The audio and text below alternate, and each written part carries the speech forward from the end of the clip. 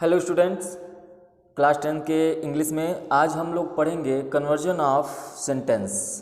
देखिए, सेंटेंस का कन्वर्जन का मतलब होता है वाक्यों का रूपांतरण। आप लोग यदि प्रीवियस सेट को देखेंगे, यदि कोई प्रीवियस एग्जाम का पेपर देखेंगे तो वहाँ पर एक प्रश्न जरूर होता है 2 नंबर का कि इसको क्या करेंगे, हम लोग कन्वर्जन करेंगे, बदलेंगे, है ना, दूसरे टेंस में। जैसे कि अगर कोई अफर्मेटिव सेंटेंस दिया है तो उसको निगेटिव में चेंज करेंगे, यदि कोई निगेटिव दिया है तो उसको अफर्मेटिव में चेंज करने के लिए बोलेगा, जो बोलेगा वहीं आपको करना होगा। यदि आपसे कहा है कि निगेटिव में चेंज करिए तो निगेटिव में चेंज करना होगा, इंट्रोगेटिव में चेंज करने के लिए बोलेगा तो इंट्रोगेटिव में चेंज करना होगा। तो इससे पहले हम लोगों ने जितने भी क्लासेस किए हैं तो उसको पढ़ने के बाद ही इसको पढ़ेंगे तो ज़्यादा बेनिफिट मिलेगा और चीज़ें आपको एकदम क्लियर समझ में आ जाएगी। तो आज हम लोग कन्वर्जन ऑफ सेंटेंस पढ़ेंगे। इसके अंतर्गत हमने बताया कि अब क्या पढ़ेंगे। चलिए आगे देखते हैं। स्टार्ट करेंगे हम लोग अफर्मेटिव से नेगेटिव में चेंज करने के लिए, लेकिन उससे पहले ये जानेंगे कि ये जो कन्वर्जन ऑफ सेंटेंस है ये होता क्या है। कन्वर्जन ऑफ सेंटेंस का मतलब होता है कि किसी एक सेंटेंस को दूसरे सेंटेंस में चेंज करना। मतलब कोई वाक्य दिया हुआ है तो उसको दूसरे वाक्य में चेंज करना, है ना। तो उसी को हम लोग कहते हैं कन्वर्जन ऑफ सेंटेंस। ठीक है, आगे चलते हैं। आगे देखेंगे कि अफर्मेटिव से निगेटिव में कन्वर्जन, मतलब यदि कोई सेंटेंस है वो अफर्मेटिव में दिया हुआ है। हालांकि अब आपको अच्छी तरह से पता है कि अफर्मेटिव सेंटेंस कहते किसे हैं, इसका स्ट्रक्चर कैसा होता है, सब्जेक्ट कहाँ पर होता है, प्रेडिकेट कहाँ पर होता है, सारी चीज़ें आप लोगों को पता है। यदि नहीं पता है तो आप इससे पहले जितने भी क्लासेस हैं, 3-4 क्लासेस हैं, सबको देख लीजिए। तो अब यहाँ पे है अफर्मेटिव से निगेटिव में चेंज करने के लिए। तो आपको पता है, एक चीज़ आपको बता दें कि यदि मान लीजिए ये वर्ब है ना, क्या है, वर्ब। तो आपको हमने बताया था कि वर्ब 2 प्रकार के होते हैं। एक आपका वर्ब होता है कौन सा, हेल्पिंग वर्ब, है ना, हेल्पिंग वर्ब, और एक आपका वर्ब होता है मेन वर्ब। यहाँ पर हमने आपको बताया था कि हेल्पिंग वर्ब को ही कहते हैं ऑक्सिलियरी वर्ब, है ना, और मेन वर्ब को क्या कहते हैं, प्रिंसिपल वर्ब। ठीक है, ये जो ऑक्सिलरी वर्ब होता है या हेल्पिंग वर्ब होता है, इसी के अंतर्गत बी, हैव और डू आता है। जो कि बी जो फॉर्म होता है इसे हम लोग कहते हैं, इसमें क्या आता है, इज आता है, एम, आर, वॉच और वर। ठीक है, इसके बाद बी के बाद क्या आता है, हैव आता है। हैव में हम लोग हैज, हैव और हैड को देखते हैं। और उसके बाद क्या आता है, डू। डू को हम डू में देखते हैं, डज देखते हैं और डिड में देखते हैं। उसके बाद इसके बाद भी क्या आता है, मॉडल आता है। और मॉडल में आपको अच्छी तरह से पता है क्या क्या आता है, can, could, may, might, shall, should, ये सारे के सारे वर्ड्स जो होते हैं वो मॉडल के अंतर्गत आते हैं। तो आपको ये पता हो गया कि ये मॉडल और बी, हैव और डू ये सभी क्या होते हैं, ऑक्सिलरी वर्ब। अब इन्हीं को हम लोग कभी कभी देखते हैं तो आप किताब में पढ़ेंगे या कोई आपको बताएगा तो ये बता सकता है कि ये जो ऑक्सिलरी वर्ब होता है ये भी 2 प्रकार का होता है। एक आपको बता देगा, एक प्रकार में क्या आएगा, बी, हैव, डू आएगा, जिसे हम लोग क्या कहेंगे, और एक में आएगा आपका मॉडल। तो दोनों प्रकार को बांट देते हैं और इसको कहते हैं प्राइमरी ऑक्सिलरीज। ये जो बी, हैव, डू होता है इसको कहते हैं प्राइमरी ऑक्सिलरीज, और ये जो मॉडल होता है इसको क्या कहते हैं, मॉडल ऑक्सिलरीज। तो इसी ऑक्सिलरीज को 2 भागों में हम लोग डिवाइड कर देते हैं। लेकिन हमको ये पता रहना चाहिए कि बी, हैव, डू, मॉडल ये सारे के सारे क्या होते हैं, हेल्पिंग वर्ब। इसके अलावा मेन वर्ब या प्रिंसिपल वर्ब वो होता है जो वर्ब की फर्स्ट फॉर्म हो, अपने मेन फॉर्म में हो, या वर्ब की सेकेंड फॉर्म हो, या वर्ब की थर्ड फॉर्म हो, या वर्ब की आईएनजी फॉर्म हो, या वर्ब में एस या ईएस जुड़ा हो। ये सारे के सारे क्या होते हैं, मेन वर्ब होते हैं। ठीक है, अब यहीं पे हम लोग समझेंगे कि जो अफर्मेटिव सेंटेंस है उसको निगेटिव में चेंज करने के लिए नॉट का प्रयोग करेंगे, और नॉट का प्रयोग करेंगे कहाँ पर, इसी वर्ब के इर्द गिर्द होता है। इसलिए हमने आपको ये सारी चीज़ें एक बार फिर से रिवीजन करवाया। ठीक है, चलिए अब हम लोग देखेंगे। पहला नियम आपको दिख रहा होगा बोर्ड पे, क्या है, पहला नियम है आपका कि जो भी सेंटेंस है, कौन सा सेंटेंस है, अफर्मेटिव सेंटेंस है, इस अफर्मेटिव सेंटेंस को जो भी हमारा हेल्पिंग वर्ब है, यदि हेल्पिंग वर्ब मेन वर्ब की तरह काम करे, हमने आपको बताया था ना कि यदि कोई हेल्पिंग वर्ब है और उसके बाद कोई मेन वर्ब है तभी ये हेल्पिंग वर्ब का काम करता है। यदि इस हेल्पिंग वर्ब के बाद, हेल्पिंग वर्ब मतलब is, am, are, was, were, has, have, had, do, does, did और जितने मॉडल होते हैं ये हेल्पिंग वर्ब, यदि इनके बाद कोई मेन वर्ब नहीं आया, मतलब वर्ब की first form, second form, third form, ING form, S form नहीं आया है, तो ये हमेशा मेन वर्ब के रूप में काम करते हैं। ये पहली क्लास में पार्ट ऑफ सेंटेंस में हम लोगों ने इसको देखा था। ठीक है, तो पहला नियम हमारा यही कह रहा है, यदि कोई हेल्पिंग वर्ब है, मतलब इज, एम, आर, वाज, वर, या तो फिर हैज, हैव, हैड, या डू, डज, डिड, ये कोई फॉर्म है तो हमको मेन वर्ब के रूप में है, तो हमको हमें इज, एम, आर, वाज, वर के बाद क्या लगाना है, नॉट का प्रयोग करना है। ठीक है, ठीक है, देखिए, तो ये हमको समझना है कि यदि अफर्मेटिव सेंटेंस है तो अफर्मेटिव सेंटेंस को निगेटिव में बनाने के लिए एक शब्द का प्रयोग होता है, वो शब्द होता है नॉट। अभी नॉट का प्रयोग हम लोग कहाँ कहाँ करेंगे उसी को नियम के अनुसार समझेंगे। तो पहला नियम यही बताया गया कि यदि कोई हेल्पिंग वर्ब है और वो मेन वर्ब के रूप में काम कर रहा है तो उसके बाद हम नॉट का प्रयोग करेंगे। ठीक है, ऐसा समझ लेते हैं कि हेल्पिंग वर्ब के बाद हमेशा नॉट का प्रयोग होता है ना, हेल्पिंग वर्ब के बाद हमेशा नॉट का प्रयोग होता है। तो एग्जाम्पल की मदद से थोड़ा सा समझेंगे कि पहला एग्जाम्पल है, सोनम वॉज अ म्यूजिशियन। अब देखिए वॉज जो है इसके बाद कोई वर्ब तो आया नहीं है, अ म्यूजिशियन ये कॉम्प्लीमेंट है, ये म्यूजिशियन जो है ये यही सोनम तो है, तो ये कॉम्प्लीमेंट हो गया। तो सोनम के बाद जो वॉज है इसी के बाद हमको क्या लगाना है, नॉट का प्रयोग करना है। नेक्स्ट सेंटेंस देखते हैं, he has a new book, he has a new book. तो यहाँ पे हैज का जो प्रयोग हुआ है इसी के बाद हमको नॉट का प्रयोग कर देना है। यदि यहाँ पे डज का प्रयोग हुआ होता, डज के बाद नॉट का प्रयोग होता, तब हैव का प्रयोग होगा। ठीक है, इसी तरह से आपको इस सेंटेंस को समझना है। तो नॉट का प्रयोग करते समय हम लोगों को ये ध्यान रखना है कि यदि कोई हेल्पिंग वर्ब है उसके बाद यदि कभी भी मेन वर्ब के रूप में काम करता दिखेगा सेंटेंस में तो उसके बाद आपको नॉट का प्रयोग करना है। दूसरा रूल क्या कह रहा है कि जो आपके ऑक्सिलरी वर्ब हैं, चाहे प्राइमरी ऑक्सिलरी हो चाहे मॉडल ऑक्सिलरी हो, मतलब यदि बी, हैव, डू हो चाहे कोई मॉडल हो, ये हेल्पिंग वर्ब की तरह काम करेंगे और इसके बाद कोई मेन वर्ब हो तो नॉट का प्रयोग हम हेल्पिंग वर्ब और मेन वर्ब के बीच में करेंगे।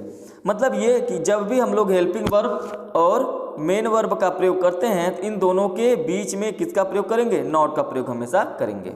ठीक है, जैसे यहाँ पे है परचेजिंग है, उसके पहले एम है तो उसके बीच में हम लोग नॉट का प्रयोग कर देंगे। यू शुड गो दियर, तो इसका हो जाएगा यू शुड, मॉडल है, नॉट गो दियर, ये आपका वर्ब की, गो जो है वर्ब की फर्स्ट फॉर्म है। ठीक है, चलिए आगे चलते हैं। आगे आपको रूल नंबर 3 में मिलेगा कि जो आपका कभी भी बी, हैव, डू का प्रयोग किया गया हो और किसी मॉडल का प्रयोग साथ में किया गया हो तब हम नॉट का प्रयोग कहाँ पे करेंगे, उसी हेल्पिंग वर्ब के या प्राइमरी ऑक्सिलरी के बाद। देखिए यहाँ पे है माइट है और बी है। माइट आपका इसी मे का सेकेंड फॉर्म होता है और उसके बाद बी जो है, बी आपको पता है ये आपका प्राइमरी ऑक्सिलरी है, हेल्पिंग वर्ब। ठीक है, तो इन्हीं के बीच में नॉट का प्रयोग करेंगे। ठीक है, दूसरे वाले सेंटेंस में आई कैन बी है तो आई कैन नॉट बी हो जाएगा। अब यहाँ पे समझते हैं प्रेजेंट इंडेफिनिट टेंस में, जब प्रेजेंट इंडेफिनिट टेंस पढ़ेंगे तो वहाँ पर भी देखेंगे, लेकिन यहाँ पे थोड़ा सा समझ लेते हैं। प्रेजेंट इंडेफिनिट टेंस को बनाने के लिए सिंगुलर वर्ब के साथ, सिंगुलर सब्जेक्ट के साथ वर्ब में एस या ईएस जोड़ते हैं और प्लूरल सब्जेक्ट के साथ जो आपका सब्जेक्ट होगा, यदि सिंगुलर होगा तो वर्ब में एस या ईएस जोड़ेंगे, यदि कोई सब्जेक्ट प्लूरल है तो क्या करेंगे, उसमें एस या ईएस नहीं जोड़ते हैं, वर्ब की फर्स्ट फॉर्म का ही प्रयोग करते हैं। लेकिन जब हम निगेटिव का प्रयोग करते हैं प्रेजेंट इंडेफिनिट टेंस का चाहे पास्ट इंडेफिनिट टेंस का, तो उसमें हम लोग प्रेजेंट इंडेफिनिट में डू या डज नॉट का प्रयोग करते हैं और ये पास्ट इंडेफिनिट में डिड नॉट का प्रयोग करते हैं। ठीक है, और डिड नॉट में सब्जेक्ट के बाद हमेशा वर्ब की सेकेंड फॉर्म होती है। ठीक है, तो डिड नॉट का जब भी प्रयोग करेंगे या डू डज नॉट का जब भी प्रयोग करेंगे तो हमेशा उसके साथ वर्ब की फर्स्ट फॉर्म आएगा। मतलब ये कि यदि उसमें यस या ईएस लगा होगा, जब डू या डज नॉट का प्रयोग करेंगे प्रेजेंट इंडेफिनिट टेंस में तो वर्ब की फर्स्ट फॉर्म कर देंगे, यस या ईएस को हटा देंगे। या तो फिर वर्ब की सेकेंड फॉर्म का यूज हुआ है और यहाँ पे डिड नॉट का प्रयोग करेंगे तो ये वर्ब की सेकेंड फॉर्म को हम लोग वर्ब की फर्स्ट फॉर्म में कर देंगे। चलिए कुछ एग्जाम्पल से समझते हैं। पहला एग्जाम्पल है यहाँ पे, ही प्लेज फुटबॉल, यस या यस का प्रयोग हुआ है। तो जब डज नॉट का प्रयोग, ही के साथ तो डज का ही प्रयोग करेंगे, आई के साथ डू का प्रयोग करते हैं, वी के साथ डू का प्रयोग करते हैं, प्लूरल सब्जेक्ट के साथ डू का प्रयोग करते हैं। लेकिन यहाँ पे ही है तो डज का प्रयोग हो गया। ही डज नॉट का जो प्रयोग हुआ है उसके बाद देखिए जो प्लेज था एस या ईएस उसमें से हट गया। नेक्स्ट है दे वर्क हार्ड, तो they do not work hard, यहाँ पे वर्क में एस या इसका प्रयोग हुआ ही नहीं था पहले वाले में, तो यहाँ पर भी प्रयोग नहीं होगा। यहाँ पे पास्ट इंडेफिनिट टेंस की बात हो रही है तो डिड नॉट का प्रयोग हमने करके बताया कि यदि वर्ब की सेकेंड फॉर्म है तो उसको हम लोग क्या करेंगे, सेकेंड फॉर्म को हटा के डिड नॉट लगाने के बाद वर्ब की फर्स्ट फॉर्म कर देंगे। ठीक है, यहाँ पे देखिए परचेज्ड है तो परचेज्ड को हमने परचेज कर दिया डिड नॉट लगाने के बाद। मतलब जब भी डू या डज या डिड का प्रयोग हम लोग टेंस में करते हैं तो वहाँ पे उसके साथ वर्ब की फर्स्ट फॉर्म का प्रयोग हमेशा करते हैं। इसको आप लोग अपने माइंड में सेट कर लीजिए। आगे कुछ शब्द होते हैं जो निगेटिव होते हैं और कुछ अफर्मेटिव में होते हैं। लेकिन यहाँ पे देखिए समथिंग का प्रयोग हुआ मतलब कुछ, लेकिन नथिंग का मतलब हुआ कुछ भी नहीं। तो जो समथिंग का प्रयोग हुआ है वो मतलब कुछ नहीं, और नथिंग का मतलब समथिंग का मतलब हुआ कुछ और नथिंग का मतलब कुछ भी नहीं। समवन का मतलब कोई भी, नो वन का मतलब कोई भी नहीं। ठीक है, चलिए अब इसके बाद आगे देखते हैं। लेकिन यहाँ पे एक चीज़ जान लीजिए कि जब भी किसी शब्द में थिंग लगा हो THING तो वो किसको दिखाता है, निर्जीव को दिखाता है, या तो बॉडी लगा हो तो वो आपको सजीव को दिखाता है, और या तो वन भी लगा होगा तो भी सजीव को दिखाएगा। ठीक है, चलिए आगे देखते हैं। इतना समझ में आ गया होगा, आगे देखते हैं। नेक्स्ट आपका क्या है कि यदि कोई बात कभी नहीं करने के लिए कहा गया हो तो वहाँ पे आपका प्रयोग किसका करते हैं, नेवर का प्रयोग करते हैं। यदि हमेशा करने के लिए कहा गया होगा तो अफर्मेटिव सेंटेंस में होगा। अफर्मेटिव सेंटेंस में किसका प्रयोग होता है, ऑलवेज का प्रयोग होता है, और इसी की जगह कभी नहीं करने के लिए निगेटिव में चेंज करते समय नेवर का प्रयोग कर देते हैं। I have always read English book, मैं हमेशा इंग्लिश बुक को पढ़ता हूँ। यहाँ पे आई हैव नेवर, कभी नहीं। ठीक है, उसी तरह से हैज के बाद ऑलवेज का प्रयोग हुआ है तो ऑलवेज को चेंज करके नेवर में कर देंगे। अब ये एक सेंटेंस होता है आइदर और, या तो नाइदर नॉर। जब भी आपको अफर्मेटिव सेंटेंस में आइदर आर दिखे तो हमको निगेटिव बनाते समय नाइदर नॉर का प्रयोग करना होगा। मतलब ये कि आइदर के स्थान पे नाइदर का प्रयोग करेंगे और आर के स्थान पे नॉर का प्रयोग करेंगे। आइदर और का मतलब होता है या तो, और नाइदर नॉर का मतलब होता है ना तो पहला सेंटेंस देखिए, आइदर हिज मदर और his father is a teacher, या तो उसकी माता या तो उसके पिता एक टीचर है। उसी तरह से जब इसको निगेटिव में हम लोग चेंज करेंगे तो क्या होगा, नाइदर हिज मदर, ना तो उसकी माता, नॉर हिज फादर, ना ही उसके पिता एक टीचर हैं। ठीक है, चलिए आगे ये नोट में जो लिखा गया है इसको नोट कर लीजिएगा। ये वही चीज़ें हैं जो हमने बताया था। नो बडी नो वन का प्रयोग किसको लिए, व्यक्तियों के लिए, सजीवों के लिए किया जाता है, और नथिंग का प्रयोग वस्तुओं के लिए किया जाता है। यहाँ पर एक एडिशनल शब्द है नोवेयर। नोवेयर का प्रयोग किसके लिए, स्थान के लिए, और नन का प्रयोग सजीव और निर्जीव दोनों के लिए किया जाता है। तो इसको आप लोग लिख के नोट करके और याद कर लेंगे। ठीक है, आगे चलते हैं।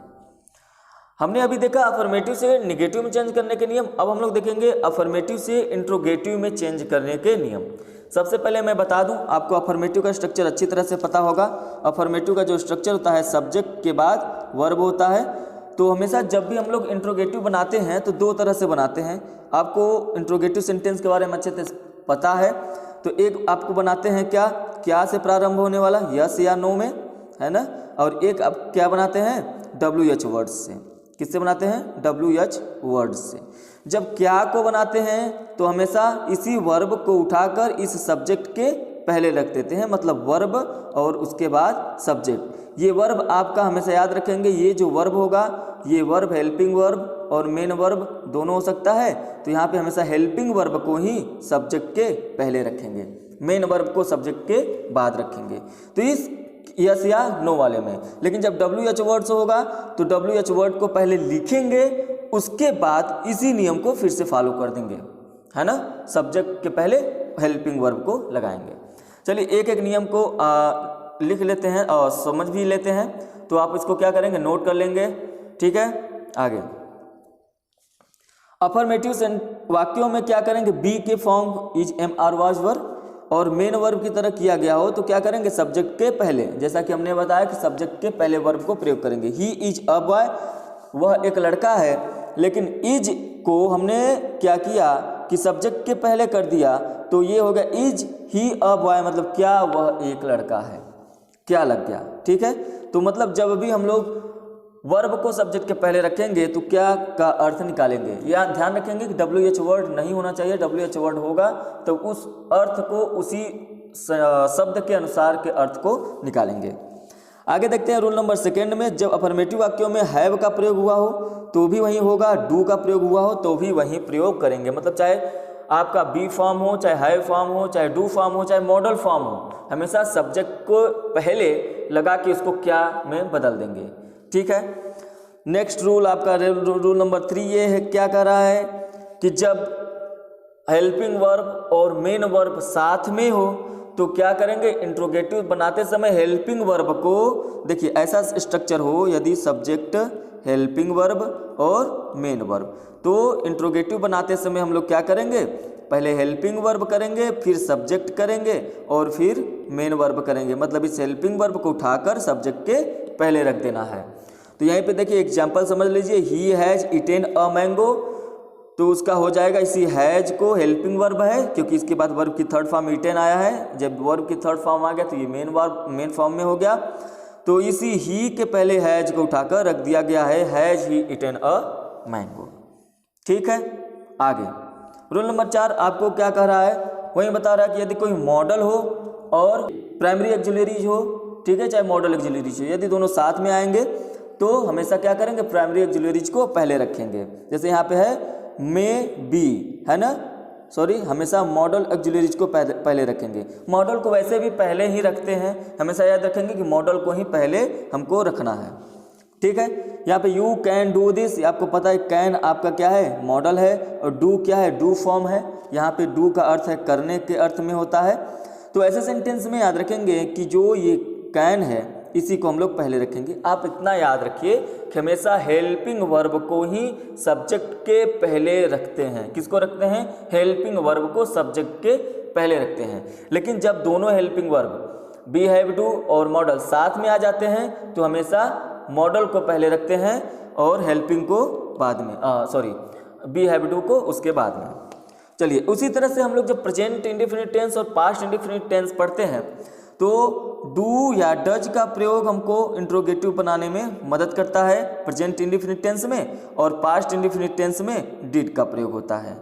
वही चीज़ सेम कंडीशन है, जब हम लोग डू डज नॉट का प्रयोग कर रहे थे तो वर्ब की फर्स्ट फॉर्म हो जा रही थी, और यहाँ पे डिड नॉट का प्रयोग कर रहे थे तो वर्ब की फर्स्ट फॉर्म हो जा रही थी। सेम कंडीशन यहाँ पर भी होगा, जब डू या डज का प्रयोग करेंगे तो वर्ब की फर्स्ट फॉर्म का प्रयोग करेंगे। हमेशा याद रखेंगे कि इंट्रोगेटिव या नेगेटिव बनाते समय हम लोग जब भी डू डज डिड का प्रयोग करेंगे तो वर्ब की फर्स्ट फॉर्म का ही प्रयोग करेंगे, ठीक है। चलिए आगे चलते हैं, इसको थोड़ा सा एग्जांपल समझ लेते हैं। इसमें देखिए यहाँ पे है he loves me a lot, तो यहाँ पे यस या यस का प्रयोग हुआ है, प्रेजेंट इंडेफिनिट टेंस है, तो हमने क्या किया, डज को इसी सब्जेक्ट के पहले रख दिया, ठीक है। डज को सब्जेक्ट के पहले, ये भी तो डज डू डज ये भी तो हेल्पिंग वर्ब के अंतर्गत आते हैं, तो वो पहले रख दिया गया। इसी तरह से यहाँ पे डिड का प्रयोग कर दिया गया है सब्जेक्ट के पहले। आगे अब हम लोग देखेंगे इंट्रोगेटिव से इंट्रोगेटिव नेगेटिव में कन्वर्जन। अब देखिए ये सबसे सरल होता है, इंट्रोगेटिव से इंट्रोगेटिव नेगेटिव में चेंज करते समय बस ये ध्यान रखना है, जहां भी सब्जेक्ट होगा इंट्रोगेटिव में चेंज करना, तो आपको आ गया इंट्रोगेटिव में चेंज कर दीजिए अफर्मेटिव को। यदि आपको सेंटेंस मिल गया, इंट्रोगेटिव सेंटेंस मिल गया, आपने चेंज कर दिया, तो उसको नेगेटिव कहाँ लगाना है, हमेशा सब्जेक्ट के बाद नॉट का प्रयोग कर दीजिए, वो इंट्रोगेटिव नेगेटिव में चेंज हो जाएगा। सबसे सरल है। देखते हैं, does he go to school daily, ये आपका एक इंट्रोगेटिव सेंटेंस है, ठीक है। इंट्रोगेटिव सेंटेंस का यदि हम इंट्रोगेटिव में नेगेटिव में चेंज करेंगे तो ये आपका ही सब्जेक्ट है, इसी के बाद देखिए नॉट का प्रयोग हो गया। यहाँ पे सी सब्जेक्ट है तो सी के बाद नॉट का प्रयोग हो गया। यहाँ पे आपका यू सब्जेक्ट है तो यू के बाद नॉट का प्रयोग हो गया। यहाँ पे ये ठीक है, यहाँ पर भी यू सब्जेक्ट है, यू के बाद नॉट का प्रयोग हो गया। लेकिन यहाँ सारे के सारे सेंटेंस क्या है, एक इंट्रोगेटिव सेंटेंस है, ठीक है। आगे चलते हैं। इम्परेटिव से निगेटिव में कन्वर्जन, जब कोई सेंटेंस इम्परेटिव सेंटेंस है उसका निगेटिव में कन्वर्जन कैसे करेंगे, इससे पहले भी क्लास में हम लोगों ने उसका व्याख्या किया है, हम लोगों ने पढ़ा हुआ है। तो यहाँ पे क्या करेंगे समझ लेते हैं कि डू नॉट का प्रयोग करेंगे स्टार्टिंग में ही। इम्परेटिव सेंटेंस आपको पता है वर्ब प्लस ऑब्जेक्ट से ही मिलकर बनता है। क्यों बनता है आपको अच्छी तरह से पता है, क्योंकि इसमें सब्जेक्ट जो यू होता है वो हमेशा छिपा होता है। तो वर्ब और ऑब्जेक्ट ही तो बचा। अब आपको जब भी इस सेंटेंस का नेगेटिव बनाना होगा तो इसी के पहले डू नॉट का प्रयोग कर दीजिए, इस सेंटेंस का नेगेटिव बन जाएगा। कभी कभी नेवर का भी प्रयोग होता है तो नेवर का भी प्रयोग कर सकते हैं। तो यहाँ पे देखिए आपका प्लक द फ्लावर, प्लक आपका वर्ब है, द फ्लावर आपका ऑब्जेक्ट है। तो यहाँ पर इसी प्लग के पहले डू नॉट का प्रयोग हो गया है, तो ये आपका सेंटेंस बन गया निगेटिव में। सिट हियर, ये आपका सिट आपका वर्ब हो गया और हियर आपका क्या हो गया ऑब्जेक्ट हो गया, तो इसी के पहले डू नॉट का प्रयोग हो गया है, तो ये आपका हो गया निगेटिव सेंटेंस। उसके बाद अफर्मेटिव एक्सक्लेमेटरी में कन्वर्जन करने के लिए सबसे थोड़ा सा कठिनाई होगी इसमें, लेकिन बहुत ही आसान है। एक्सक्लेमेटरी सेंटेंस क्या होगा कि जब भी ये सेंटेंस आपको कन्वर्ट करने के लिए आएगा तो आप ये समझ जाइएगा कि इसमें कोई एक एक्सक्लेमेटरी वर्ड्स हमको जोड़ना है, उसमें चाहे व्हाट हो, चाहे हाउ हो, चाहे वाह हो, चाहे कुछ भी वर्ड्स हो। जैसा कि हमने एक्सक्लेमेटरी सेंटेंस में आपको बताया है, तो वही शब्द पहले जोड़ देना है और इसका जो भी सब्जेक्ट होगा और वर्ब होगा उसको हमको अंत में लिखना है। एक एग्जाम्पल समझते हैं, बाकी आप समझ लीजिए। This is a good shot, आसान से समझ जाएंगे। This is a good shot, तो अच्छा शॉट है, आप अमेजिंग कह सकते हैं। यहाँ पे जरूरी नहीं है कि वाव होगा, अब आपके मुख से जो निकले है ना, वाव निकले, अमेजिंग निकले या गजब, जो भी वर्ड्स आपके निकलते हैं ना, हिंदी में कहते हैं गजब का शॉट है या बेहतरीन शॉट है, तो आपके इंग्लिश वर्ड्स जो भी निकले तो वहाँ पे वाव, अमेजिंग जो भी निकलना हो यहाँ पे रख के उसका एक्सक्लेमेटरी मार्क लगा देंगे। और उसके बाद व्हाट अ गुड शॉट करेंगे। उसके बाद देखिए ये जो दिस इज आया है, जो आपका सब्जेक्ट और वर्ब है, उसको हम लोग अंत में रख देंगे। दिस दैट का प्रयोग हमेशा करेंगे, ठीक है। इट का प्रयोग जब होता है तो जब हम लोग कन्वर्ट करते हैं एक्सक्लेमेटरी में, तो वहाँ पे इट का प्रयोग नहीं करते हैं, ठीक। चलिए, तो कन्वर्जन ऑफ सेंटेंस आपका यहाँ पे समाप्त होता है। यदि आपको वीडियो अच्छी लगी हो तो लाइक करें, शेयर करें, कमेंट करें। यदि चैनल पे आप पहली बार हो तो चैनल को सब्सक्राइब कर दीजिए और बेल आइकन भी दबा दीजिए, जिससे सारी नोटिफिकेशन आपको मिलती रहे। चलिए मिलते हैं नेक्स्ट वीडियो में, तब तक के लिए धन्यवाद।